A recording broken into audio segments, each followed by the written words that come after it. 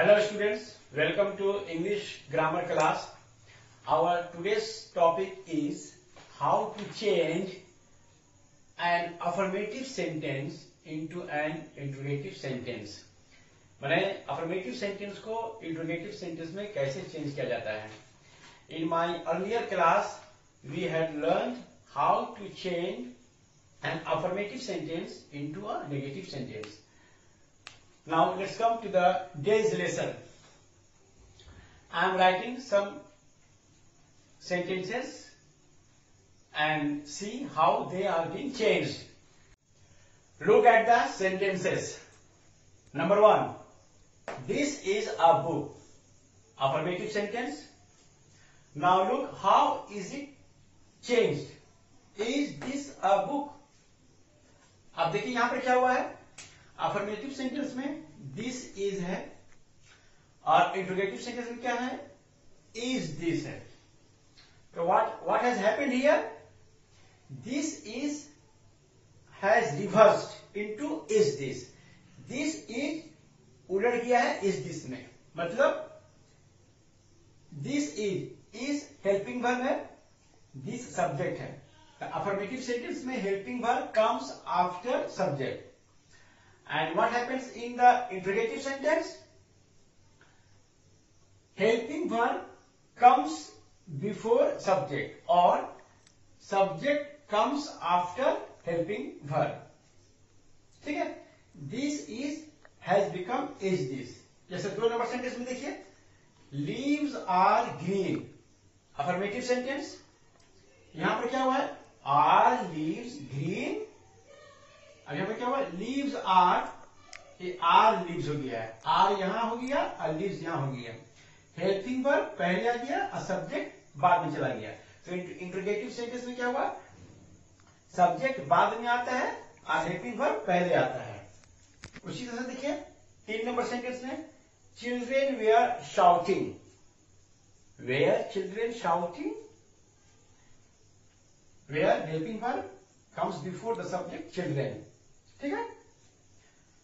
Sentence number 4 देखिए, she had finished cooking. कैसे convert हुआ, हैज शी फिनिश्ड कुकिंग. अब यहां पर जो हैज हेल्पिंग वर्ब है वो पहले आ गया है और सब्जेक्ट बाद में आ गया है. तो इसमें हम क्या देखें कि to convert an affirmative sentence into an interrogative sentence, to convert an affirmative sentence into an interrogative sentence, helping verb is placed before the subject. helping verb को subject के पहले रखते हैं, या helping verb और subject is placed after helping verb. helping verb को subject के पहले रखते हैं या हेल्पिंग वर्ब को सब्जेक्ट को हेल्पिंग वर्ब के बाद में रखते हैं. सिंपल वे ऑफ अंडरस्टैंडिंग ये है कि जो दिस इज है इसको रिवर्स करके इज दिस हो गया. जैसे आप if you stand in front of a mirror, if you stand in front of a mirror, your right hand will appear in the mirror your left hand. ठीक है. आईना के सामने में अगर आप खड़ा रहेंगे तो आपका दाहिना हाथ आईना के अंदर में आपका बायां हाथ नजर आएगा, माने रिवर्स पिक्चर बनेगा. ठीक है. उसी तरह से यहां भी है reverse. This is this. Leaves are leaves. Children were children. She had she. ठीक है. कुछ और एग्जांपल्स देखते हैं. एग्जांपल्स हम जो देखे हैं, अब उस एग्जांपल्स में हमने क्या देखा कि अफर्मेट ये दिस इज था वो इज दिस हो गया, यानी helping verb is placed before the subject. अब यहां पर हमने रूल लिख दिया है, affirmative sentences are transformed into interrogative sentences by placing the auxiliary verb, by placing the auxiliary verb before the subject. ठीक है. ऑक्सिलियरी वर्ब को सब्जेक्ट के पहले रखते हैं. इज दिस, इज हो गया ऑक्सिलियरी वर्ब, दिस हो गया सब्जेक्ट. तो इज सब्जेक्ट से इज जो है दिस से पहले आ गया. by placing the auxiliary verb before the subject. And the main verb immediately after the subject. और जो मेन वर्ब होता है वो सब्जेक्ट के बाद होता है। जैसे he has, she has finished cooking, she has finished cooking. तो हैज हेल्पिंग वर्ब पहले आ गया सब्जेक्ट से पहले, शी से पहले, और जो मेन वर्ब फिनिश्ड है वो सब्जेक्ट के बाद आ गया। ठीक है, माने main verb is placed after the subject. तो ये है रूल। अब कुछ हम अदर एग्जांपल्स को देखते हैं। Example number 5, he pushed the door. अब इस सेंटेंस में देखिए, there are no helping verbs such as is, am, are, was, were, etc. मतलब इस सेंटेंस में हेल्पिंग वर्ब नहीं है, न इज है, न वॉज है, न एम है, न आर है, न विल है, न शैल है, कुछ नहीं है। ठीक है, तो इसको कैसे हम चेंज करेंगे? इसको चेंज करने के लिए you have to first know the tense of the sentence. Sentence का टेंस क्या है उसको पहले आपको जानना होगा। तो ही पुश्ड द डोर, ये this is written in the simple past tense. ये जो टेंस है, ये जो सेंटेंस है ही पुश्ड द डोर, ये सिंपल पास्ट टेंस में यूज लिखा हुआ है। द सिंपल पास्ट टेंस में हम जब इंट्रोगेटिव सेंटेंस बनाएंगे तो हम डिड यूज करते हैं एज ए हेल्पिंग वर्ब। ठीक है, इसलिए यहां पर हमने हेल्पिंग वर्ब क्या रखा है? डिड। ठीक है, तो रूल के हिसाब से ऑक्सिलरी वर्ब पहले आएगा डिड, और उसके बाद जो है सब्जेक्ट बाद में आएगा। माने helping verb did is placed before subject, subject से पहले आएगा। माने टेंस को हम जान लेंगे कि सेंटेंस का टेंस क्या है, and accordingly we have to choose the auxiliary verb. ठीक है, तो he push the door simple past tense में है, इसलिए इसका हेल्पिंग वर्ब होगा डिड। तो हम पहले डिड को लिखेंगे, उसके बाद ही। ठीक है, subject is placed after auxiliary verb. अब उसके बाद यहां पुश्ड है तो इसको हम वर्ब का फर्स्ट फॉर्म कर देंगे पुश, ईडी हट जाएगा, तो हो गया did he push the door. Sentence number 6 देखिए, children like chocolates. This sentence is written in simple present. ये सेंटेंस सिंपल प्रेजेंट में लिखा हुआ है, इसलिए सिंपल प्रेजेंट में हम लोग ऑक्सिलरी वर्ब में डू और डज का इस्तेमाल करते हैं। Does is use for singular person and do is use for plural person. मतलब डज का इस्तेमाल होता है ही और शी के लिए, और डू का इस्तेमाल होता है आई, यू, वी सब्जेक्ट के लिए। तो यहां पर चिल्ड्रेन चूंकि प्लूरल है, इसलिए यहां पर होगा हेल्पिंग वर्ब डू। तो डू को पहले लिख दिए और चिल्ड्रेन सब्जेक्ट बाद में आ गया। Do children like chocolates. Example देखिए 7, ही लव्स मी। ठीक है, ये भी सिंपल प्रेजेंट टेंस में है, क्योंकि यहां पर सब्जेक्ट ही है, इसलिए जब हम इसको इंट्रोगेटिव सेंटेंस बनाएंगे तो हेल्पिंग वर्ब डज यूज करेंगे। ठीक है, इसलिए यहां पर हेल्पिंग वर्ब को पहले लिखेंगे डज, एंड इसके बाद सब्जेक्ट लिखेंगे ही। Does he love me. ठीक है, तो जिस सेंटेंस में अगर हेल्पिंग वर्ब नहीं दिया रहेगा is, am, are, was, were, ठीक है, तो उस सेंटेंस को टेंस पहले हम जान लेंगे कि in which tense that sentence is written, and accordingly you have to use the helping verb do, does, did, etc। अब इसका हम रूल लिख देते हैं। हुआ के affirmative sentences that do not have an auxiliary verb, affirmative sentences that do not have an auxiliary verb are changed to interrogative sentences by using an auxiliary according to the tense of the sentences। यानी जिस affirmative sentences में auxiliary verb नहीं है, जैसे is, am, are, was, were नहीं है, तब हम क्या करेंगे? उसको interrogative sentence में चेंज करने के लिए हम क्या करेंगे? यूज करेंगे एक auxiliary verb को। ठीक है, डज होगा या डू होगा या डिड होगा। कैसे यूज करेंगे? By knowing the tense of the sentences और according to the tense of the sentences. तो ये है सेकंड रूल। फर्स्ट रूल क्या था कि जिस सेंटेंस में ऑक्सिलरी वर्ब रहेगा, उसमें क्या करेंगे कि ऑक्सिलरी वर्ब के बाद में सब्जेक्ट को हम रखेंगे, या ऑक्सिलरी वर्ब से पहले सब्जेक्ट को रखेंगे और सब्जेक्ट को ऑक्सिलरी वर्ब के बाद रखेंगे। माने एग्जाम्पल याद रखिए, इज दिस इज हो जाएगा। ठीक है, तो ये था रूल। अब हम दूसरे और एग्जाम्पल्स को हम देखते हैं कि उसमें कैसे हम अफर्मेटिव सेंटेंस को इंट्रोगेटिव सेंटेंस में चेंज करते हैं। अब हम कुछ इंट्रोगेटिव सेंटेंसेस बनाएंगे WH वर्ड्स के जरिए।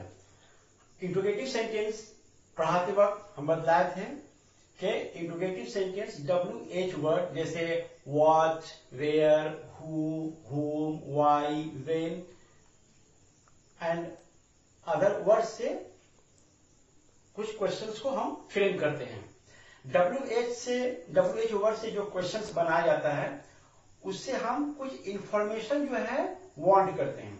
We just want to get some information by framing questions with what, where, when, who, why, etc।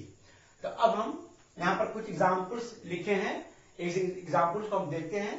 ठीक है, अब इसमें हम देखते हैं कि किस तरह से जो है इंट्रोगेटिव सेंटेंसेस को बनाया गया है। Here is some information about a person called John. John के बारे में यहाँ कुछ इंफॉर्मेशन है। अब उसी से रिलेटेड हम कुछ क्वेश्चंस को फ्रेम करते हैं। जैसे सेंटेंस नंबर 1 में देखिए, जॉन इज एन इंजीनियर। अब इसको हम इंट्रोगेटिव सेंटेंस में बनाए हैं। देखिए, हु इज जॉन। सब्जेक्ट के लिए हम लोग हु का इस्तेमाल करते हैं। किसी भी सेंटेंस में अगर हमको सब्जेक्ट के बारे में हमको अगर इंफॉर्मेशन चाहिए, सब्जेक्ट कौन है, सब्जेक्ट को जानना है, तो उसके लिए हम हु यूज करते हैं। Who is John. अब यहां पर देखिए, यहां पर क्या हुआ है, यहां पर WH वर्ड को शुरू में लिखे हैं और उसके बाद जो है हेल्पिंग वर्ब आया है। ठीक है, सेंटेंस नंबर 2 देखिए, John's father is a doctor. अब इसका देखिए इंट्रोगेटिव सेंटेंस कैसे बना है, व्हाट इज जॉन्स फादर। अंग्रेजी में to know somebody's profession, occupation, we make question by what. किसी भी आदमी का प्रोफेशन या ऑक्यूपेशन अगर हमको जानना है तो उसके क्वेश्चन हम बनाते हैं व्हाट से।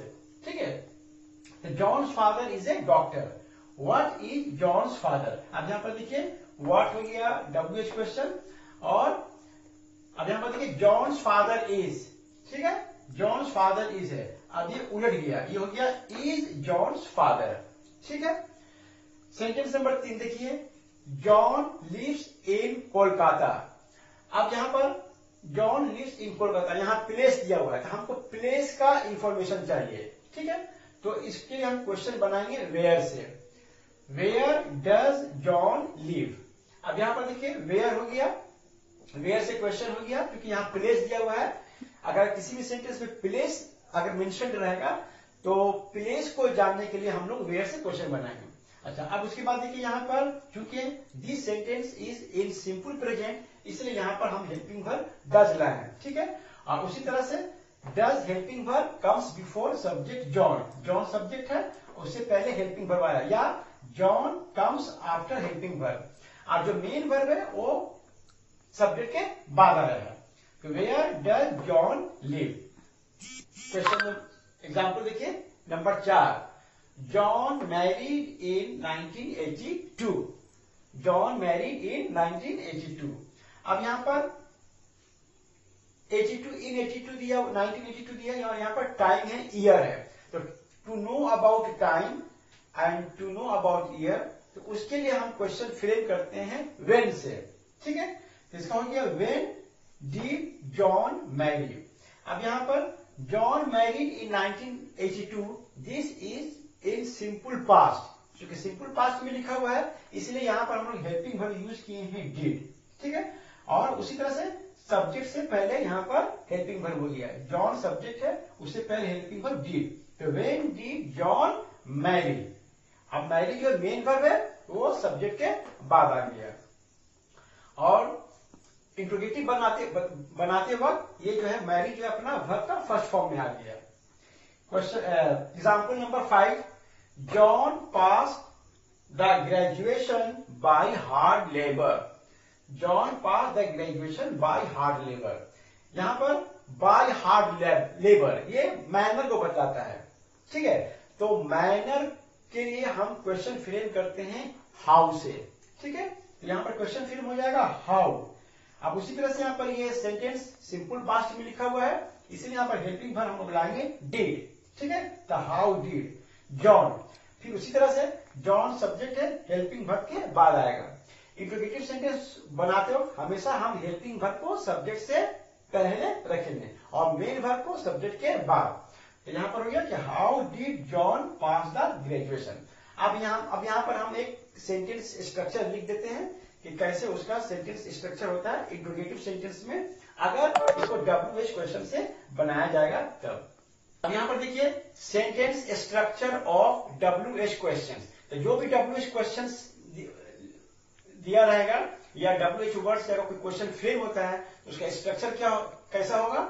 यहां पर एग्जाम्पल देखिए, जैसे वेयर डज जॉन लिव, इसका स्ट्रक्चर कैसा है, वेयर मैंने सबसे पहले WH वर्ड, ठीक है, प्लस डज ये हेल्पिंग वर्ब है, इसलिए वेयर WH वर्ड के बाद आएगा ऑक्सिलरी वर्ब या helping verb, plus where does John, John subject है इसलिए यहां पर हो गया प्लस के बाद subject, plus where does John live, live यहां पर मेन वर्ब है इसलिए यहां पर हो गया मेन वर्ब। तो ये था इंट्रोगेटिव सेंटेंस का, इंट्रोगेटिव सेंटेंस जो कि WH वर्ड से शुरू होता है उसका सेंटेंस स्ट्रक्चर, यानी WH word plus auxiliary verb plus subject plus main verb. तो ये था इंट्रोगेटिव सेंटेंस के बारे में जो WH से शुरू होता है। अब हम कुछ और अदर एग्जांपल्स देखते हैं, ठीक है, कि उसमें हम कैसे इंट्रोगेटिव सेंटेंस बनाते हैं असर्टिव सेंटेंस को। अब तक हम लोगों ने देखा कि how to change an affirmative sentence into an interrogative sentence. अब हम लोग जो है इंटरचेंज करेंगे, how to interchange assertive and interrogative sentences. मतलब असर्टिव सेंटेंस को इंट्रोगेटिव सेंटेंस में कैसे चेंज करेंगे और इंट्रोगेटिव सेंटेंस को असर्टिव सेंटेंस में कैसे चेंज करेंगे। रिमेंबर असर्टिव सेंटेंस में दोनों ही सेंटेंस होता है, अफर्मेटिव सेंटेंस भी होता है और नेगेटिव सेंटेंस भी होता है। यहां पर देखिए कुछ एग्जांपल्स लिखा हुआ है, एक नंबर में कैन द डम स्पीक, ये इंट्रोगेटिव सेंटेंस है। अब जो है the question itself gives you the answer, ठीक है। कैन द डम स्पीक, जाहिर सी बात है क्या गूंगा बोल सकता है। The question itself gives you an answer no, answer हो गया the dumb can not speak. तो ये है इंट्रोगेटिव सेंटेंस और ये हो गया असर्टिव सेंटेंस, ठीक है। अब यहां पर एक चीज देखिए, यहां पर क्या है कि when the interrogative sentence is affirmative, जब इंट्रोगेटिव सेंटेंस अफर्मेटिव है तो उसको हम नेगेटिव में चेंज कर देते हैं, उसको हम नेगेटिव सेंटेंस बना देते हैं। कैन द डम स्पीक ये इंट्रोगेटिव सेंटेंस है लेकिन अफर्मेटिव है, ठीक है। तो अफर्मेटिव इंट्रोगेटिव सेंटेंस को हम क्या करेंगे, नेगेटिव कर देंगे, माने हो गया answer the dumb can not speak. 2 number sentence देखिए, a blind man can not see, sorry, a blind man cannot see, this is assertive sentence, assertive sentence है लेकिन नेगेटिव सेंटेंस है। a blind man cannot see, तो इसका interrogative क्या होगा, can a blind man see, sorry यहां भी गलती है spelling, can a blind man see। तो अब यहां पर क्या हुआ कि अगर असर्टिव सेंटेंस नेगेटिव है, अगर असर्टिव सेंटेंस नेगेटिव है, देखिए ये नेगेटिव है तो इंट्रोगेटिव सेंटेंस अफर्मेटिव हो जाएगा, इंट्रोगेटिव सेंटेंस अफर्मेटिव हो जाएगा। A blind man can not see ये नेगेटिव है इसलिए अफर्मेटिव सेंटेंस क्या हो जाएगा, सॉरी इंट्रोगेटिव सेंटेंस क्या हो जाएगा, नेगेटिव हो जाएगा। Can a blind man see. 3 number sentence देखिए, won't you kill a snake. Interrogative sentence, लेकिन नेगेटिव सेंटेंस है। तो इंट्रोगेटिव सेंटेंस है, नेगेटिव सेंटेंस है। तो ये इसका आंसर क्या हो गया? We shall kill a snake. तो इंट्रोगेटिव सेंटेंस अगर नेगेटिव रहेगा तो वो अफर्मेटिव सेंटेंस हो जाएगा। 4 नंबर एग्जाम्पल देखिए, we eat when we are hungry. We eat when we are hungry, ये अफर्मेटिव सेंटेंस है, ठीक है। इसको इंट्रोगेटिव करेंगे, क्या हो जाएगा? Negative. Don't we eat when we are hungry. We eat simple present tense में है, इसलिए इसको जब हम इंट्रोगेटिव करेंगे तो यहां पर डू का इस्तेमाल होगा। वी के लिए डू का इस्तेमाल होगा ऑक्सिलरी वर्ब में। तो we eat when we are hungry, don't we eat when we are hungry. तो ये अफर्मेटिव सेंटेंस है, इंट्रोगेटिव सेंटेंस होगा तो ये नेगेटिव हो जाएगा। लास्ट एग्जाम्पल देखिए, everyone loves and respects Gandhi ji. Everyone loves and respects Gandhi ji, affirmative sentence, ठीक है। तो ये जब इंट्रोगेटिव होगा तो नेगेटिव हो जाएगा। तो क्या होगा? Who does not love and respect Gandhi ji. Who does not love and respect Gandhi ji. तो इसका क्वेश्चन हो गया, हु से बन गया, क्योंकि ये सिंपल प्रेजेंट टेंस में है इसलिए यहां पर डज आ गया। ये अफर्मेटिव है इसलिए इंट्रोगेटिव है, ये नेगेटिव हो गया। तो इस तरह से जब हम interchange of assertive and interrogative sentences जब हम करेंगे तो हमको रूल ये याद रखना होगा कि अगर इंट्रोगेटिव सेंटेंस अफर्मेटिव है तो वो नेगेटिव हो जाएगा, ठीक है। और अगर इंट्रोगेटिव सेंटेंस नेगेटिव है तो वो हम अफर्मेटिव में उसको कन्वर्ट कर देंगे। तो ये था आज का मेरा पूरा क्लास इंट्रोगेटिव सेंटेंसेस के बारे में। हम उम्मीद करते हैं कि you have understood it quite well. Thank you very much.